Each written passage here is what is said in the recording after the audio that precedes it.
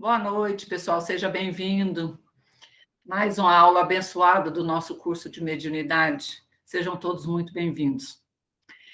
Vamos iniciar com a prece, sempre buscando o amparo do alto da espiritualidade, para sempre direcionar os nossos caminhos, os nossos pensamentos, principalmente no estudo sobre a doutrina espírita. Rogamos agora, nesse momento, o amparo e a proteção que se faz necessários nesses momentos de trabalho, de estudo, rogando ao Senhor Jesus Cristo sempre que os nossos corações e as nossas mentes possam estar abertas para funcionar melhor, para acatar o que aprendemos, para guardar em nossa mente e nos nossos corações tudo o que aprendemos. Assim, Senhor, sob o vosso nome, nós damos por aberto o estudo do curso de mediunidade de hoje, dia 22 de outubro de 2021. Que Jesus nos abençoe, nos ampare hoje e sempre. Pai nosso que estais no céu, santificado seja o vosso nome. Venha a nós o vosso reino. Seja feita a vossa vontade, assim na terra como no céu. O pão nosso de cada dia nos dai hoje, Senhor. Perdoai as nossas ofensas, assim como nós perdoamos a quem nos tem ofendido. E não nos deixeis cair em tentação, mas livrai-nos de todo mal, hoje, agora, amanhã e sempre que assim seja. Ave Maria, cheia de graça, o Senhor é convosco. Bendita sois vós entre as mulheres, bendito é o fruto do vosso ventre, Jesus. Santa Maria, Mãe de Deus, rogai por nós, pecadores, agora e na hora de nossa morte. Que assim seja. Que o Senhor seja conosco hoje e sempre. Bem-vindos. Então, vamos iniciar, a continuidade que o Hélio iniciou na semana passada sobre a questão da glândula pineal, né? A questão da glândula pineal, o Hélio já deu todo aquele início, já deixou bem claro, né? Qual é a glândula pineal? Que outro nome ela tem? É chamada também de epífise.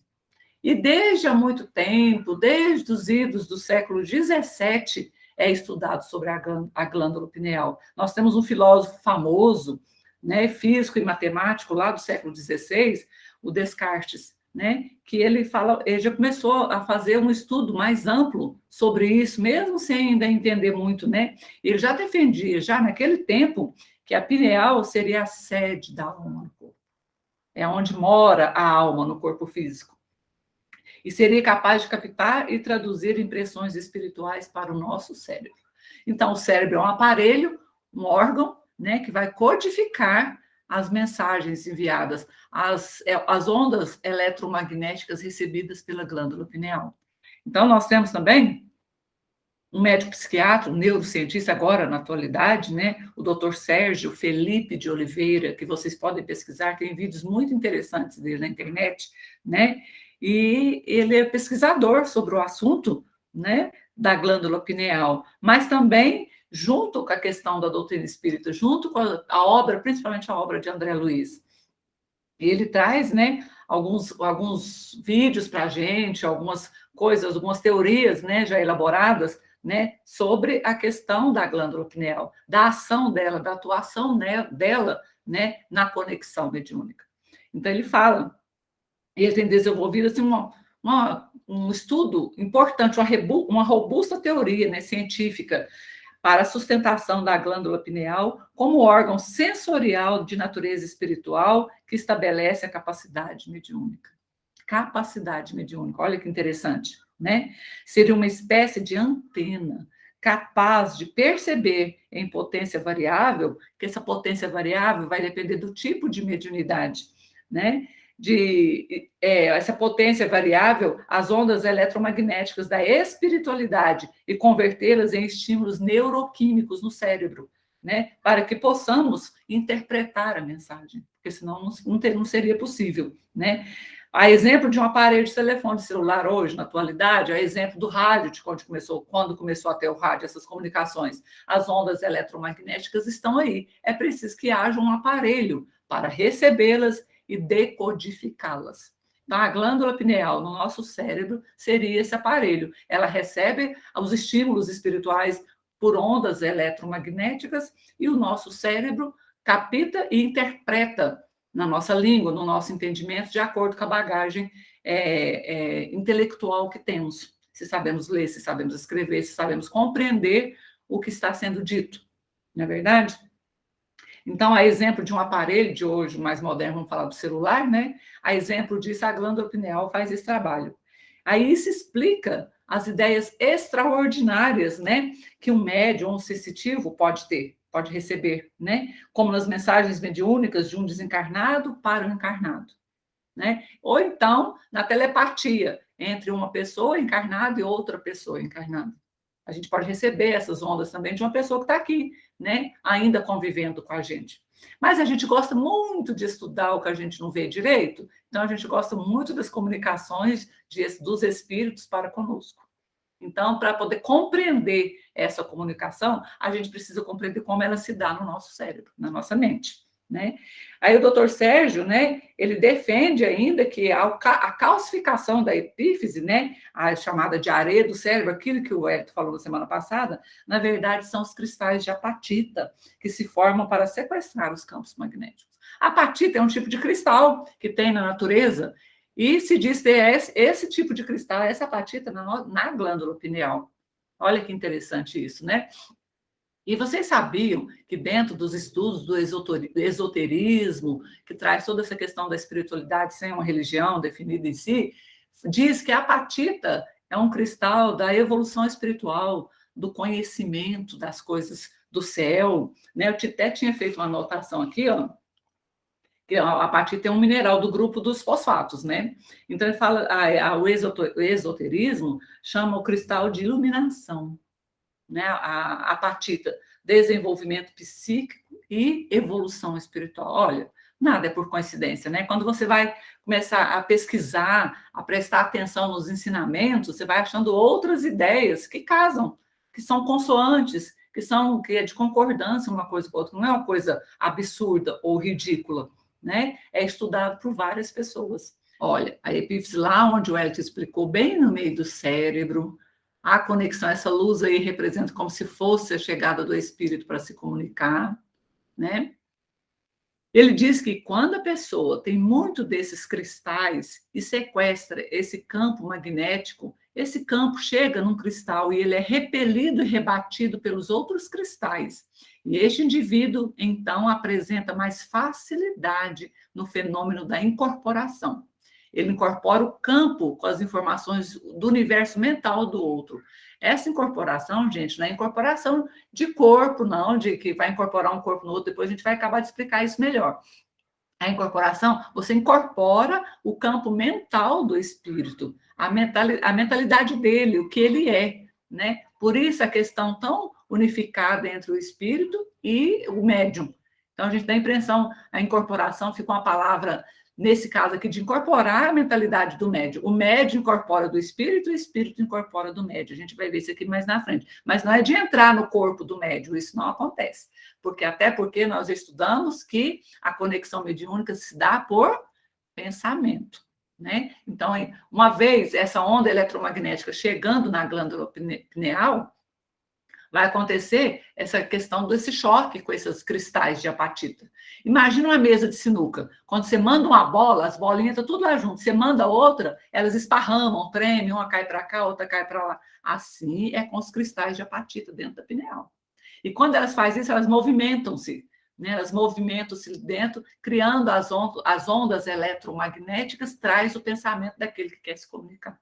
Aí o cérebro consegue interpretar aquilo em forma de palavras, de sentimentos, de sensações. Fica claro isso? Então, para a gente compreender isso um pouquinho melhor, vamos ver aqui o vídeo, né, do Dr. Sérgio. É um vídeo curtinho, convido os senhores a ouvir e prestar atenção, que é muito interessante. É um vídeo curtinho. Vamos lá. Eu acho que sempre houve um estreito laço entre ciência e espiritualidade. A palavra laboratório quer dizer labor e oração, não é? Então, quantos laboratórios nós temos espalhados no mundo e que ancoram a nossa ciência, não é? E quando essa ciência está aplicada a descortinar a vida, é a ciência voltada para a espiritualidade. E você repensar o corpo humano baseado no princípio de que ele responde aos domínios do espírito. Então, para você manter o organismo agregado, precisa de alguma força que agregue, e essa força, inclusive, motive a manifestação da inteligência. Então, existe um motor que faz isso, que nós vamos chamar de espírito. Faz sentido isso, existe uma heurística desse raciocínio, não é? Bom, e como é que o espírito se relaciona com o corpo? Possivelmente molécula a molécula, átomo a átomo. Mas existiria um ponto de convergência das linhas de tensão de força da relação entre o corpo e o espírito, que seria a glândula pineal na nossa hipótese de trabalho. É como você tentar segurar uma bola de basquete num dedo, é o centro de massa. É para onde convergem as linhas de tensão de força gravitacional aqui naquela bola que você está segurando no dedo, não é? Então, as linhas de tensão de força da relação eletromagnética entre o corpo e o espírito se ancorariam, em tese, na glândula pineal. E a glândula pineal é o órgão sensorial do corpo. É o único órgão capaz de transformar estímulo magnético em neuroquímica. Não tem outro órgão que faz isso. A pineal faz. Então ela é capaz de traduzir a linguagem do campo magnético para a linguagem bioquímica. Isso já faz sentido na relação entre a mente e o corpo, quer dizer, através do campo magnético. Você usa campo magnético para passar num pedágio, numa estrada, a 30 metros da porteira, a porteira reconhece que é o seu carro, checa se você pagou a conta, e se você pagou, abre, se não pagou, não abre. Se uma porteira usa campo magnético para informar, imagina o cérebro, porque eu acho que a gente é mais que uma porteira. Pelo menos eu tenho ainda essa expectativa. Então nós trabalhamos muito com essa questão do campo magnético. E o magnetismo ele passa por terrenos onde não existe a matéria como a concebemos. Então faz muito sentido. E a glândula pineal faz essa tradução. E conhecidamente a glândula pineal é o órgão cronobiológico, pela ciência convencional. Ela é o órgão que coordena os ritmos do organismo.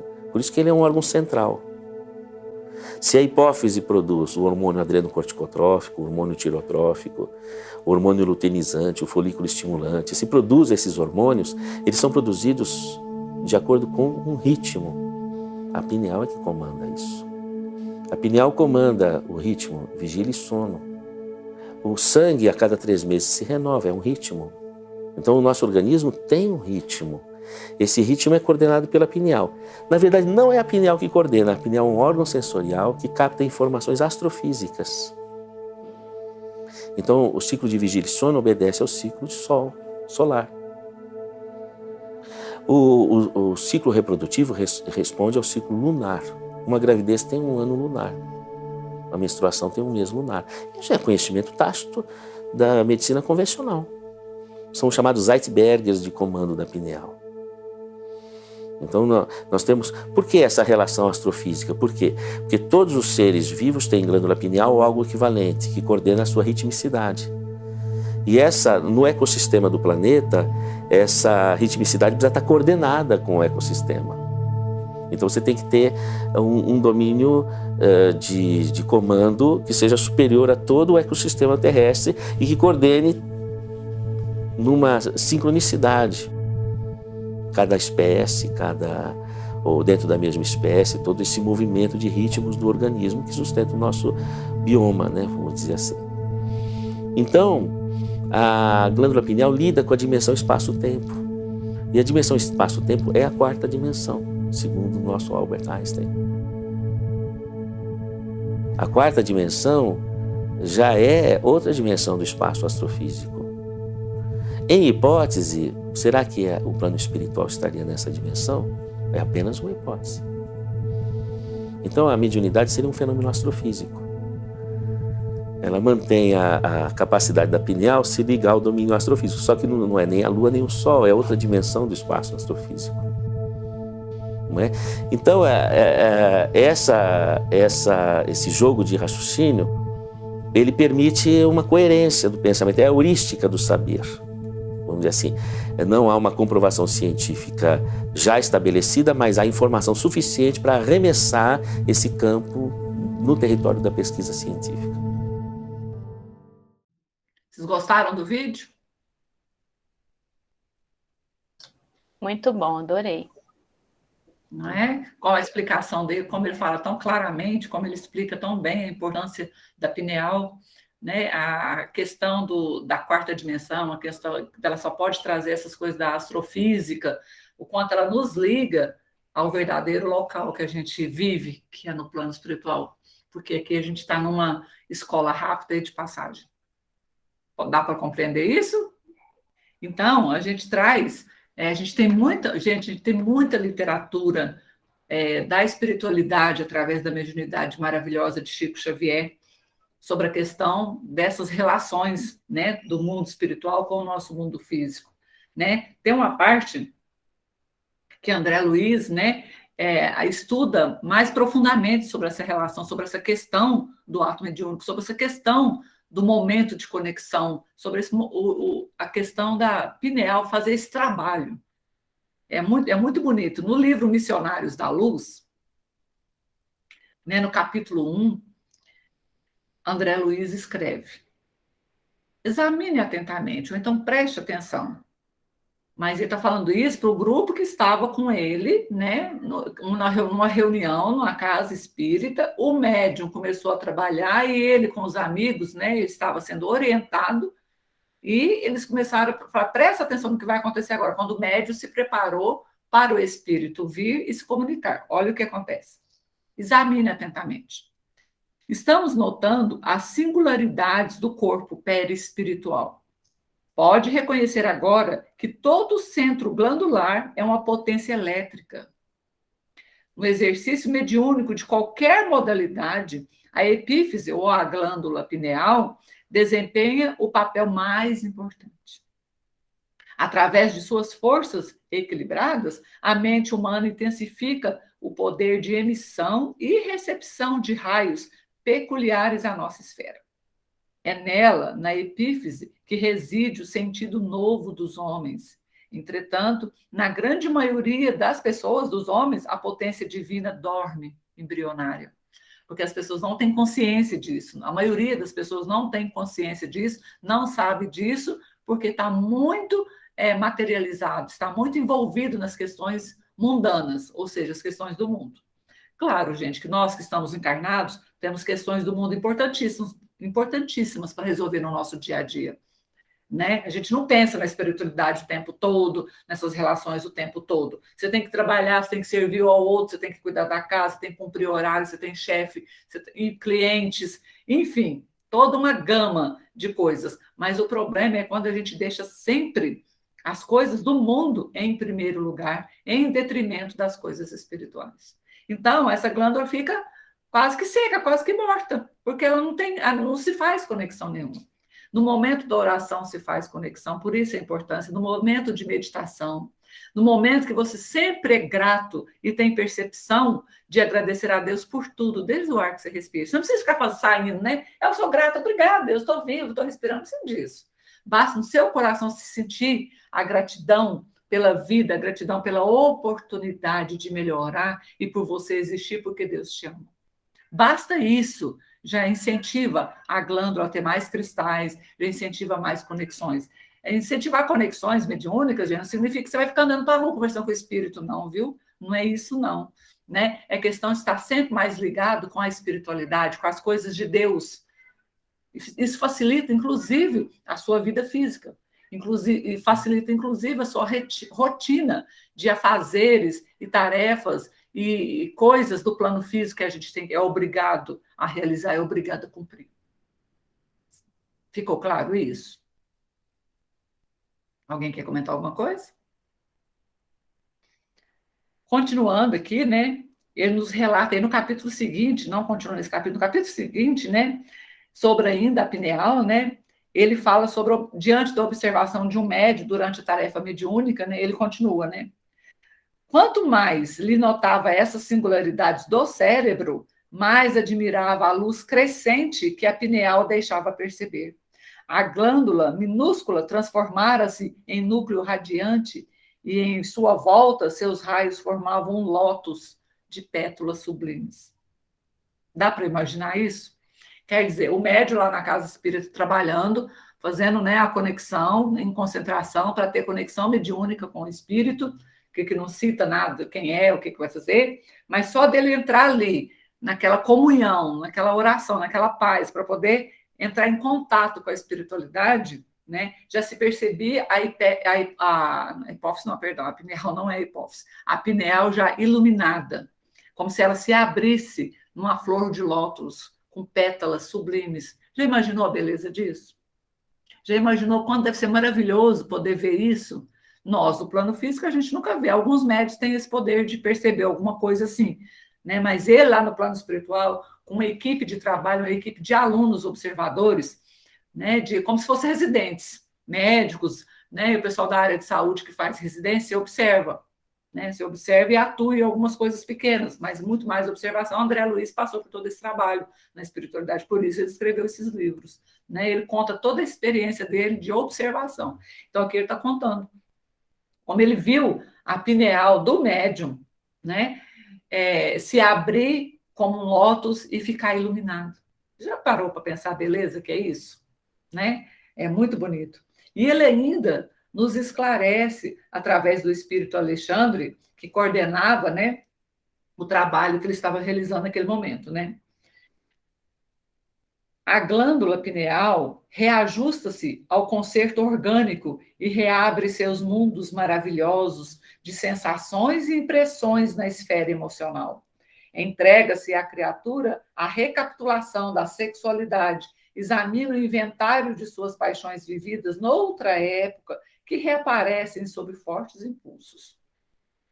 Ligada à mente, através de princípios eletromagnéticos do campo vital, comanda as forças subconscientes sob a determinação direta da vontade. As redes nervosas constituem-lhe os fios telegráficos para ordens imediatas a todos os departamentos celulares. E, sob sua direção, efetuam-se os suprimentos de energias psíquicas a todos os armazéns autônomos dos órgãos. Uma vez feita essa conexão, gente, o pensamento se conecta com o médium, a glândula começa a trabalhar, a funcionar e enviar estímulos para os órgãos que vão representar aquilo que o espírito quer falar. Por isso, muitos médiuns sentem o espírito, chega, né, sofreu um acidente, por exemplo, desencarnou no acidente, está desorientado, perdido, ele precisa da passagem para esse espírito. Às vezes ele pode sentir a dor na perna, a dor de cabeça que quebrou o braço, dor no peito que estourou o pulmão. Quantos médiuns sentem, né, naquele momento o que o espírito está sentindo? Além, porque os órgãos respondem ao envio eletromagnético das sensações. Aquilo que o espírito está sentindo. O espírito não precisaria sentir mais aquilo. Se ele desencarnou daquele modo, não precisaria, mas ainda ele não tem conhecimento. Então, às vezes, tem espíritos que ficam com fixação mental do momento da morte, do sofrimento que teve pouco antes de morrer, vamos supor, de uma doença grave, morreu em muito sofrimento, ou num acidente, ou assassinado. Então, ele fica, isso chama-se fixação mental. Tem espírito que passa séculos nessa fixação e não sabe sair. Ele não consegue enxergar nada ao redor dele, porque essa pessoa, quando estava aqui na Terra, não se importou nem um pouquinho com as questões espirituais. Não se preparou. Não parou para pensar nem um minuto que ele é uma criatura imortal. Então, nós que estamos encarnados, até foi uma coisa que eu falei na palestra lá de quarta-feira, de anteontem. Eu não estou falando aqui que a gente tem que ficar pensando que a gente vai morrer, que eu posso morrer amanhã, que não sei nem para ficar pensando nisso, senão você não vive. Mas, principalmente quem é espírita e está estudando sobre essas coisas aqui, tem até um livro do Herculano Pires que fala isso, né, da questão da morte. Como você se prepara, como você... Não é que você se prepara para a morte esperando que você vai morrer. Não é nesse sentido. É lembrar que você é uma criatura que está aqui de passagem, nesse corpo de carne de passagem. E que daqui a qualquer momento, pode ser daqui a muitos anos, você pode viver até 90, 100 anos, como você pode morrer essa noite ainda. Está no Evangelho bem claro o relato da pessoa lá, que agora não me lembro dos detalhes direito, que a colheita dele foi farta, que ele encheu os seus celeiros de grãos para se alimentar ele e a família dele por muito tempo e ter grãos para plantar para a próxima safra. Todo feliz, mandou montar um banquete para poder comemorar aquela safra que foi muito boa, a colheita, naquele tempo não usava essa palavra, né? A colheita foi muito boa, generosa, e a espiritualidade esperando o momento de levar ele, ainda diz, mal sabe ele que partirá essa noite. Então é nesse sentido, né? Se ficar pensando que vai morrer, não, viu? Por favor. Que fique bem claro isso, né? A gente lembrar que precisamos estar sempre conectados com o maior, sempre com positivismo na nossa vida, fazendo a nossa luta do dia a dia, trabalhando, fazendo as nossas coisas, sem pensar que você vai morrer hoje, mas pensando que pode ser a qualquer momento. É nesse sentido. Então, ele fala aqui, quando ele fala ali atrás, que as criaturas passam o maior tempo, ela fica no sentido embrionário, que as pessoas não param para pensar. Né? Não param para pensar que a qualquer momento nós vamos embora. A pandemia, isso é um dos motivos da pandemia, sabia? De fazer as pessoas se lembrarem que elas não são eternas, porque a gente vive aqui como se fosse eterno. Não sei quem disse, tem um ditado, uma frase que ficou famosa, assim, que a gente vive aqui sem achar que vai morrer e morre sem achando que não viveu. Não é assim? Então a gente para pensar, né? Então ele fala, só para voltar aqui, porque eu perdi o sentido aqui, ó. E sob sua direção efetua-se os suprimentos de energia, as energias psíquicas a todos os armazéns autônomos dos órgãos, manancial criador dos mais importantes. Suas atribuições são extensas e fundamentais. Na qualidade controladora do mundo emotivo, sua posição na experiência sexual é básica e absoluta. Porque está falando da questão sexual, gente, da questão sexual aqui, gente, por causa da questão criadora, gerador de vida, criativo. Né? A questão, quando a gente fala mais da sexual aqui, porque é a questão geradora de vida, geradora, criadora, é nesse sentido. Tá? De modo geral, todos nós, agora ou no passado, viciamos esse foco sagrado de forças criadoras, transformando-o no imã relaxado, entre as sensações inferiores de natureza animal. Nós conduzimos a questão sexual para os níveis inferiores, como os animais. Praticamente usando a questão sexual como instinto. Você viu aqui, deu vontade aqui, gosta de bicho. Sempre que isso era para ser uma força criadora, com potencialidades que a gente não consegue nem imaginar. Né? E a gente levou ela para uma questão do pecado, para a questão de banalização da sexualidade, né? Não tem mais importância, não se respeita o sentimento do outro, e a gente fez isso fez muito tempo e ainda continua fazendo hoje mesmo sabendo. Né? E ele fala aqui, quantas existências nós perdemos desperdiçando, né, a canalização de nossas possibilidades espirituais para os campos mais baixos do prazer materialista. Os campos mais baixos. Não significa que você não pode ter prazer, não é nada disso. Mas jogando lá para os campos mais baixos, animalescos e materialistas. Lamentavelmente, divorciados, separados da lei do uso. Né? Nós abraçamos os desregramentos emocionais. Por conta do prazer sexual, da busca disso, abraçamos o desregramento.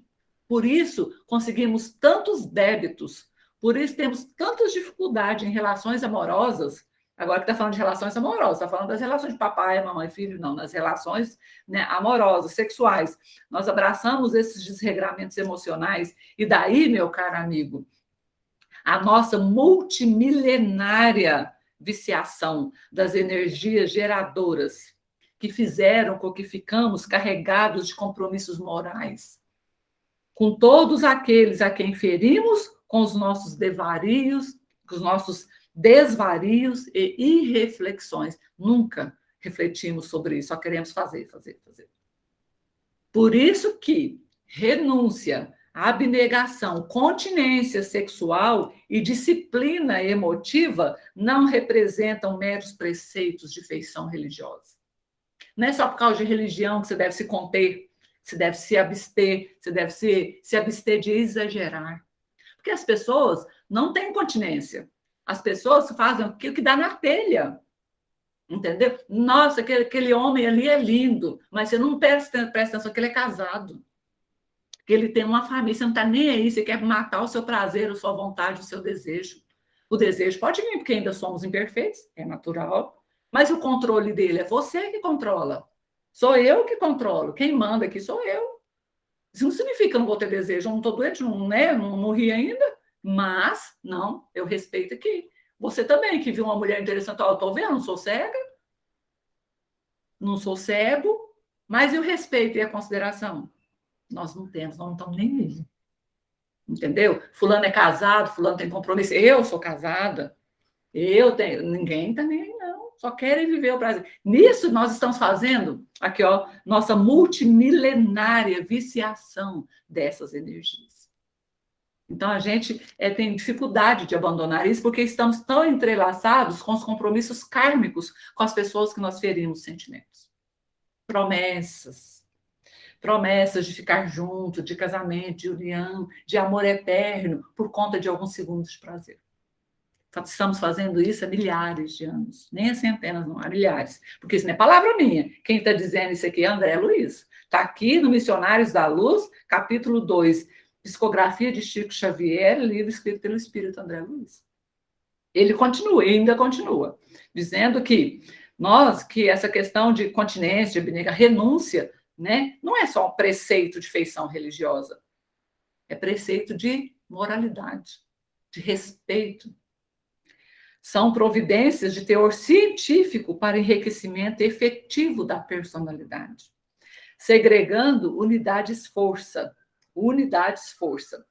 Pode ser comparada à poderosa usina que deve ser aproveitada e controlada no serviço de iluminação, refinamento e benefício da personalidade, e não relaxada em gasto excessivo do suprimento psíquico nas emoções de baixa classe. Já é tempo da gente melhorar essas questões, né? O André Luiz, ele é terrível. Ele fala mesmo. Ele, Herculano Pires, também fala também, né? Herculano Pires, gente, dá uma olhadinha na obra dele. Um dia que você vai ler os livros, mas dá uma pesquisada quem foi Herculano Pires, o jornalista brilhante que era Herculano. Estava aqui recentemente com a gente, ele desencarnou em 1979, né? Então, ele conviveu com Chico, né, aquela coisa toda. Depois trabalhou espiritualmente com Chico, depois de desencarnar, que desencarnou muito antes do Chico, claro, que já era mais velho, né? Então, um homem de ideias brilhantes, né? Trabalhava muito com a parapsicologia, gostava muito dessas ideias, lia muito, estudava muito.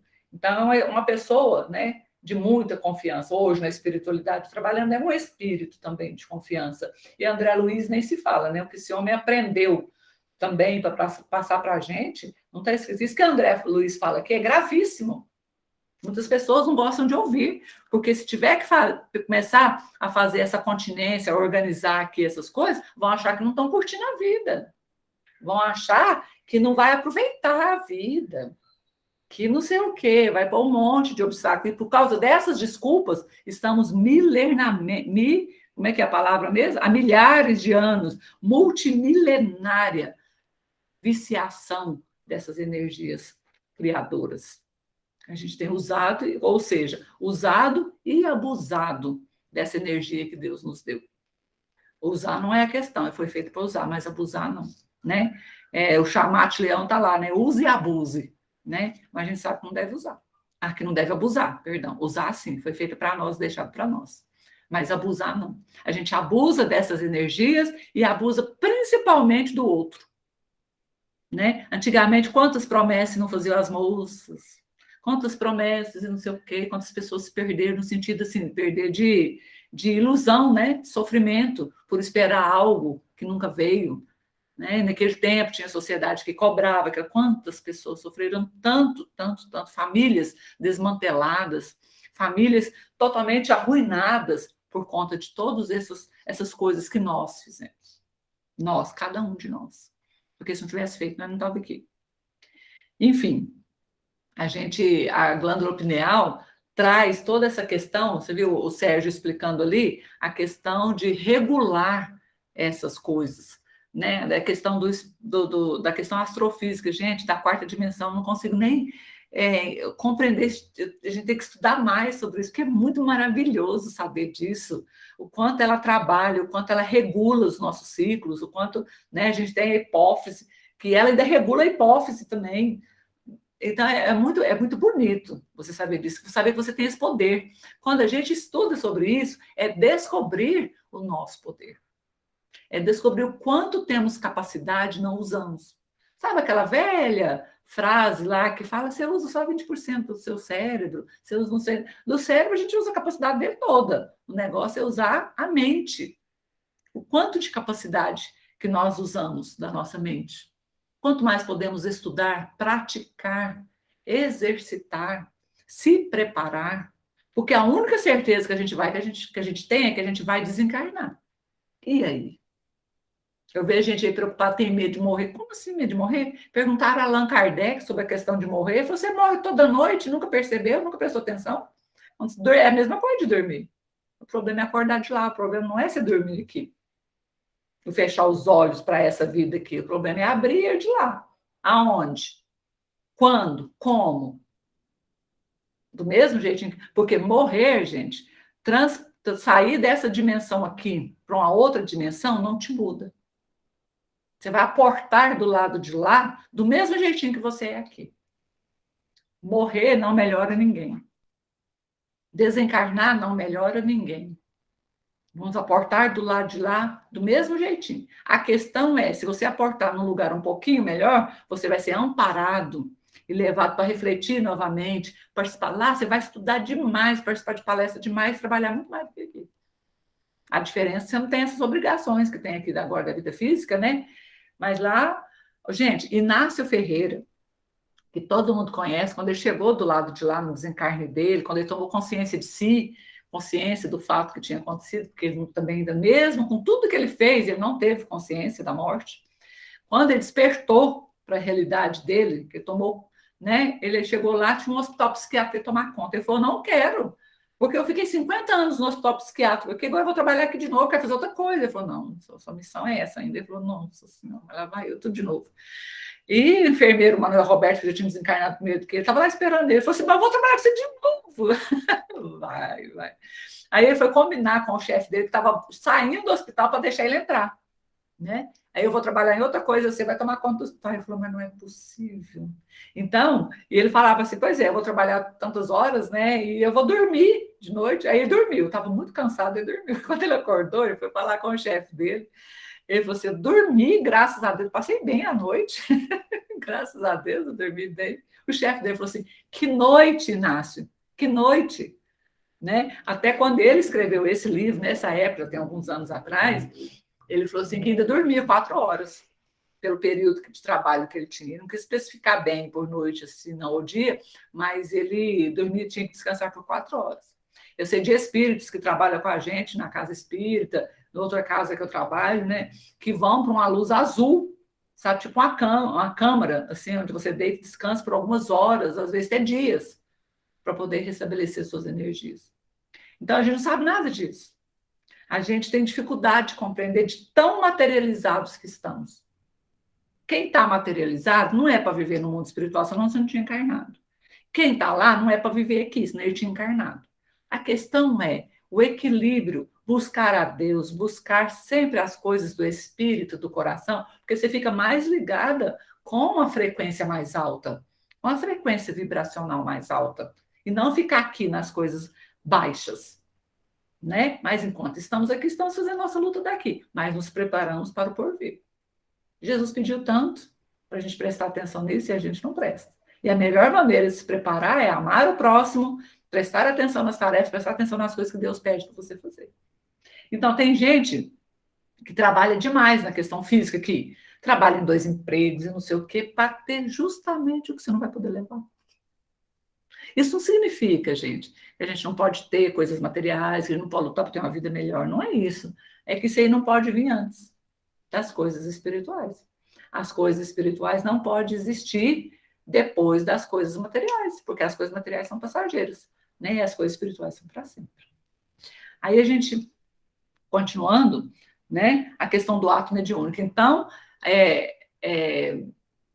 a pineal começando a funcionar, o médium se preparando para receber a comunicação do espírito comunicante, o que se dá? O ato mediúnico. Não é assim? Né? Entendemos, então, que a comunicação é feita pelo pensamento, né? Numa ligação entre as mentes do espírito e do médium, através do fluido universal. Nós vamos voltar à explicação disso tudo, que vocês já aprenderam muito bem sobre o que é fluido universal, o que é a ligação das mentes de espírito, de pensamento para pensamento. É a sincronização disso, né? Em forma de esse fluido universal, essa comunicação, né, em forma de ondas eletromagnéticas que partem do cérebro do perispírito e são captadas pelo cérebro do médium. né? Então, o cérebro do perispírito é a questão do espírito. Ele não tem mais um corpo físico, mas ele tem o perispírito com os órgãos que correspondem ao corpo físico que ele tinha aqui na Terra. Então, corresponde aos mesmos órgãos de quem está encarnado. Todo mundo tem um coração, 2 pulmões, 2 pernas, 2 braços, não é assim? Então, isso corresponde. Então, por isso que muita gente pensa que o espírito entra no corpo do médium, essas coisas, porque é a correspondência que faz. Vou ler o texto aqui para você entender que legal. E essas correspondências, né, especificamente na epífise ou pineal, né? Essa glândula, além de várias funções, entre controlar o ritmo, a nossa fisiologia, aquela coisa toda, igual o Sérgio estava explicando, transmite e recebe, decodificando tais ondas em informações neuropsíquicas capazes de serem interpretadas pelo cérebro do médium. Então, essa conexão é feita, né? O ato mediúnico está aí, pronto, né? Colocado na glândula pineal para que ela possa fazer a conexão com o corpo do médium. Na prática, o espírito aproxima-se do médium e envolve nas suas vibrações espirituais. Ele se aproxima, né? E vem e traz essa questão. Vou partilhar aqui, ó, o poeta pediu.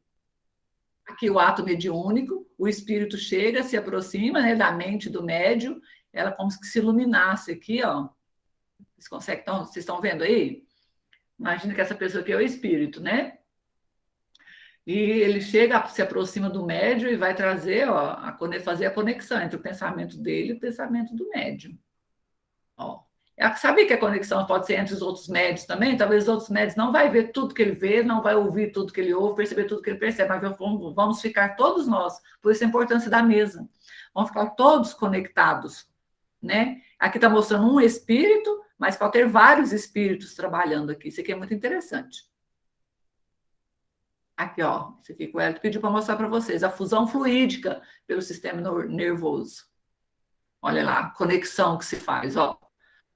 A fusão fluídica pelo sistema nervoso. É como se o espírito aqui, ó, enviasse a informação para o médium. E todo o corpo do médium recebe. Vem pelo cérebro, pela pineal, né, e se espalha pelo corpo todo. Aqui está mostrando, gente, a correspondência dos órgãos. O espírito, ele não tem mais os órgãos, mas ele tem o perispírito. O perispírito é correspondente aos órgãos do corpo físico. O espírito, querendo se comunicar, né, se serve do órgão no qual encontra mais flexibilidade no médium.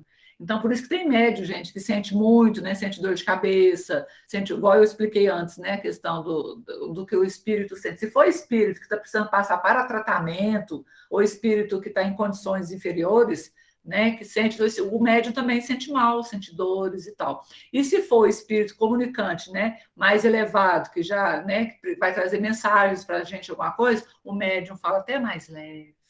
Não é grosseiro igual eu, fala até mais leve, mais calmo, ou de uma fala muito clara, né? É totalmente diferente.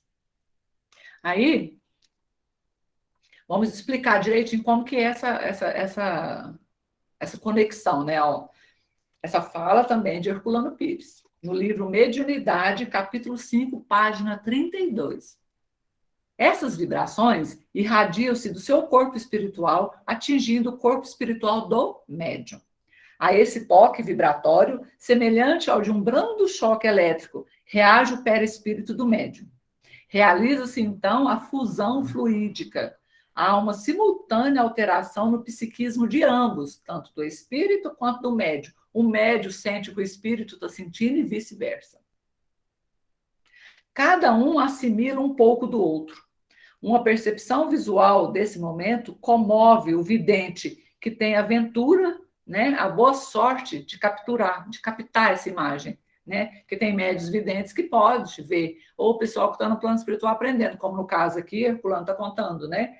A equipe que estava aprendendo pode visualizar isso, dizem que é meio emocionante, né?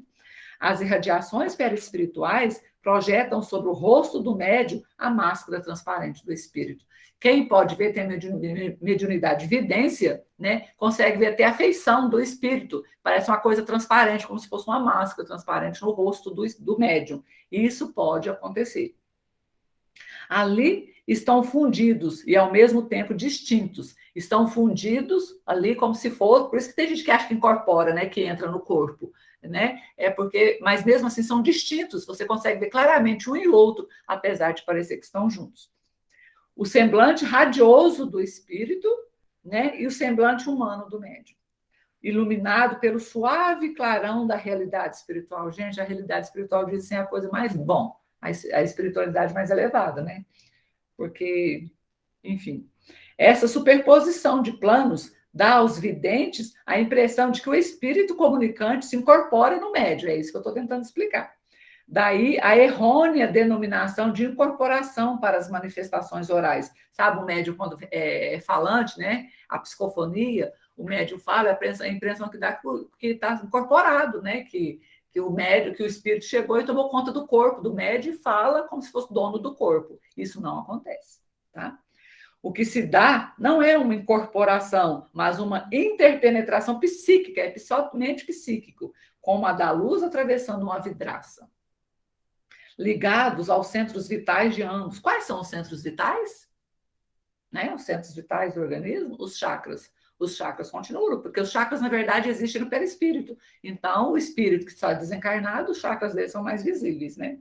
O espírito se manifesta emocionado, reintegrando-se nas sensações da vida terrena, sem sentir o peso da carne. O médium, por sua vez, experimenta a leveza do espírito. Ah, que legal, gente. O espírito que vem, né, ele sente, mais uma vez, a emoção também de estar encarnado. Nós também temos o prazer e a emoção de estar encarnado, né? E o encarnado sente a leveza de ser espírito fora da carne. Olha que coisa mais interessante. E sem perder a consciência de sua natureza carnal, e o espírito sem perder a sua consciência de espírito desencarnado. E fala ao sopro do espírito como um intérprete que não se dá trabalho à tradução. Como um intérprete que fala o que o espírito quer dizer sem precisar de tradução, como se estivesse falando outra língua e não precisando de tradução. Essas considerações nos mostram claramente a conexão fluídica e mental durante o ato mediúnico. Essa fusão fluídica ou conexão mediúnica, como vimos no capítulo anterior, feita mente a mente e transmitida pelo sistema nervoso, acontece da mesma forma em qualquer tipo de comunicação intelectual, seja pela escrita, pela fala, pela audição, em qualquer comunicação dos espíritos com os médios, né? É feita essa questão, né, de comunicação intelectual, seja qualquer uma delas, acontece da mesma forma. Então, a gente tem a visão errônea de incorporação, mas, ao mesmo tempo, é uma incorporação de mente a mente. Então, a conexão se dá pelo pensamento, reforçando sempre isso, que isso é uma coisa que a gente vai utilizar muito, é um aprendizado que vai ficar para sempre, porque não tem outro modo de se comunicar, a não ser pelo pensamento, tá? Aí você tem aqui, ó, o caminho do pensamento. Vamos observar aqui, ó. O pensamento de origem é o espírito que quer se comunicar, e ali tem um médium predisposto a receber essa comunicação. Então, o pensamento de origem é a mente do espírito, é o espírito que quer se comunicar. Vamos nos lembrar aqui que espírito é a pessoa que vive no plano espiritual, e alma é a alma da pessoa que está encarnada, é o espírito da pessoa encarnada. Então, sempre quando a gente utilizar a palavra espírito, é o desencarnado, né? E o médium é sempre a pessoa encarnada, tá bom? Então, o pensamento de origem é de quem quer se comunicar, que é o espírito, né? O destino, a mente do médium. Quem que é o agente? Quem que vai fazer todo o trabalho, né, de comunicação, de integração? A glândula pineal, que é o que a gente está estudando, né? Aí acontece o ato mediúnico. Aí quem que recebe todo o sistema nervoso? Quem comanda todos os órgãos do corpo? O sistema nervoso.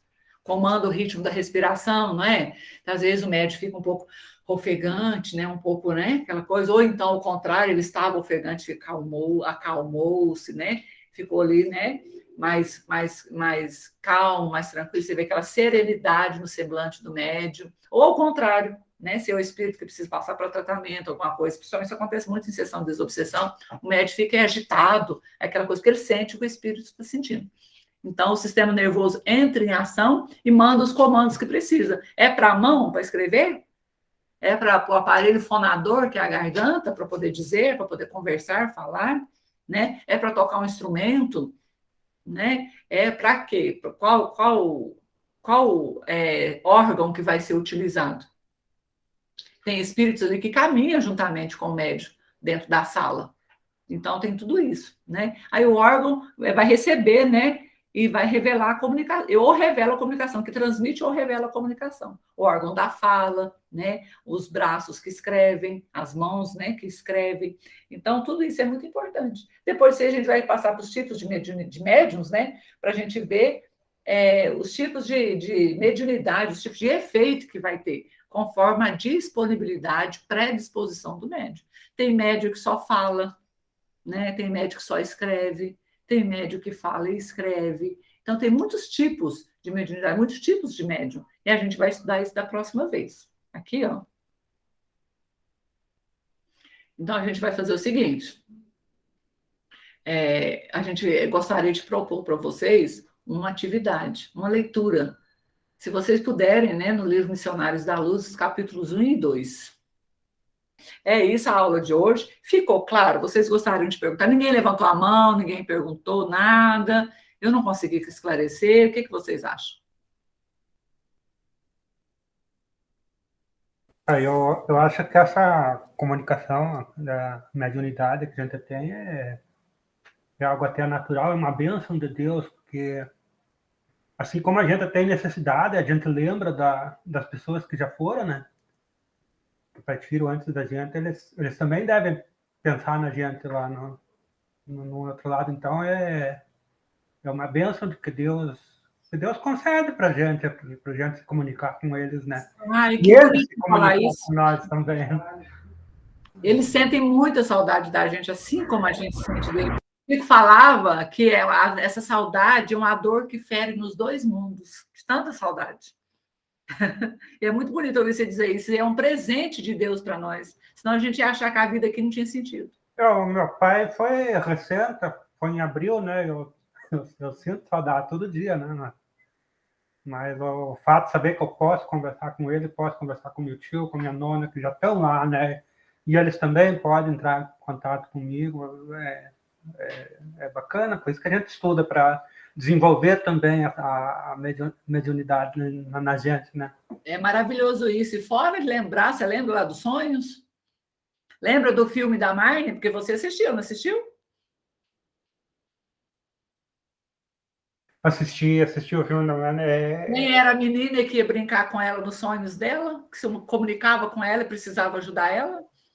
Era a avó dela que já tinha... Ai, lindo demais, não foi, Laura? Show de bola, né? Show de bola, verdade. Muito obrigada. Fala, Elô. Porque que nem você vê, a gente aqui, toda sexta-feira vocês estão aqui em casa, eu estou na casa de vocês aí, a gente está tendo aula, mas e o dia que a gente for, eu ainda quero manter contato com vocês. Com certeza. Por favor de vir Uberaba passear, eu quero visitar vocês lá na casa do Hélio da Cristiane. A gente vai almoçar junto, ficar bater papo uma tarde toda, pode ter certeza. Será muito bem-vindo. Fala, querida. Eu entendi, eu acho, porque foi mais a parte fisiológica, né? Sim. Essa aula. Então, eu acho que a gente só não está acostumada, né, a falar da pineal, né? Tem uns pesquisadores que acham que ela é órgão vestigial, que ela não tem mais função, enfim. Mas é mais, eu acho que um meio simples de tornar isso simples é pensar em como se fosse qualquer órgão. Por exemplo, o olho, né? Ele capta do meio externo a luz, né? Então ele capta, depois ele transmite. Transmite, o cérebro tem que decodificar. Isso, para você poder enxergar. Então, mais ou menos é a mesma coisa, porque ela é um órgão, né?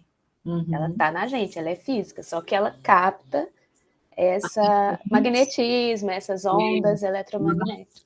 Exatamente. É igual a questão, você lembra da história, não sei se é o Steve Wonder, aquele cantor americano que é cego, ele chegou a fazer cirurgia, né, no olho, para poder enxergar. Ele é cego porque quando ele era criança, ele nasceu com tipo uma capinha lá dentro do olho que não permitia que a luz entrasse no olho. Aí, quando ele ficou adulto, que ele passou a ter mais dinheiro, ele falou, então aí surgiu a cirurgia para poder retirar isso daí. Ele fez a cirurgia e retirou. A luz entrou, mas o cérebro não reconhecia.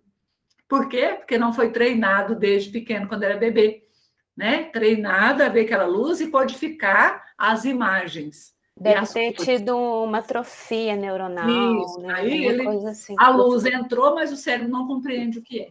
Legal, muito bom lembrar. Eu acho que é o Steve Wonder, não tenho certeza quem que é. Um daqueles cantores lá americanos que é cego. Gostaria de comentar mais alguma coisa? Então tá. Então a atividade que a gente pede para vocês é simplesmente para fortalecer mais esse conhecimento, né? Se vocês puderem ler, depois a gente vai partilhar com vocês lá no grupo o livro direitinho, o capítulo direitinho, tá? Para vocês dar uma lidinha na hora que tiver um tempinho, porque fortalece, né? Como se diz, né? Pode, o conhecimento fica mais concreto, fica mais fácil de entender também. E as explicações que eles dão aqui, que André Luiz e Herculano Pires mostram para a gente aqui, é de encher os olhos, tá bom? Então, sendo assim, eu agradeço muito, a gente já passou muito do horário, eu falei que não queria fazer uma aula longa, para não chatear vocês, que o Elton está aqui, porque a fala dele é mais leve, mas infelizmente eu converso mais, vocês não me impedem, também não me interrompem, eu vou falando. Muito obrigado a todos por participarem, muito obrigado mesmo, viu? Vamos fazer a oração de encerramento, porque depois a gente para de gravar e a gente pode ficar conversando, pode ser? Alguém gostaria de fazer a prece? Não? Vamos agradecer a Jesus? Agradecemos, Senhor Jesus, por mais uma noite de sexta-feira, mais uma oportunidade de estudarmos juntos. Agradecemos, gratidão, pelo menos a mim, Senhor, é o que me define nessa noite, por ter conseguido participar e ficar o período todo, por ter me fortalecido, Senhor, para suportar tudo que eu tenho suportado até agora. Obrigada pela melhora significativa que tenho tido no meu corpo físico, na minha mente. E quanto esses amigos me dão energia, me ajudam. Muitíssimo obrigado, Senhor Jesus. Gostaria, Senhor, os meus amigos ouvissem comigo, além da oração de Emmanuel, que Chico trouxe para nós na sua brilhante mediunidade. Que seja feita sempre a sua vontade, hoje e sempre. A oração de Emmanuel se chama oração nossa. Senhor, ensina-nos a orar sem esquecer o trabalho, a dar sem olhar a quem, a servir sem perguntar até quando, a sofrer sem magoar, seja quem for, a progredir sem perder a simplicidade, a semear o bem sem pensar nos resultados, a desculpar sem condições, a marchar para frente sem contar os obstáculos, a ver sem malícia, a escutar sem corromper os assuntos, a falar sem ferir, a compreender o próximo sem exigir entendimento, a respeitar os semelhantes sem reclamar consideração, a dar o melhor de nós além da execução do próprio dever, sem cobrar taxas de reconhecimento. Senhor, fortalece em nós a paciência para com as dificuldades dos outros, assim como precisamos da paciência dos outros para com as nossas próprias dificuldades. Ajuda-nos para que a ninguém façamos aquilo que não desejamos para nós. Auxilia-nos, sobretudo, a reconhecer que a nossa felicidade mais alta será, invariavelmente, aquela de cumprir-te os desígnios onde e como queiras, hoje, agora e sempre. Que Jesus abençoe a todos vocês, ampara, protege, esclarece, hoje e sempre. Muito, muito, muito obrigado. Que Jesus os abençoe.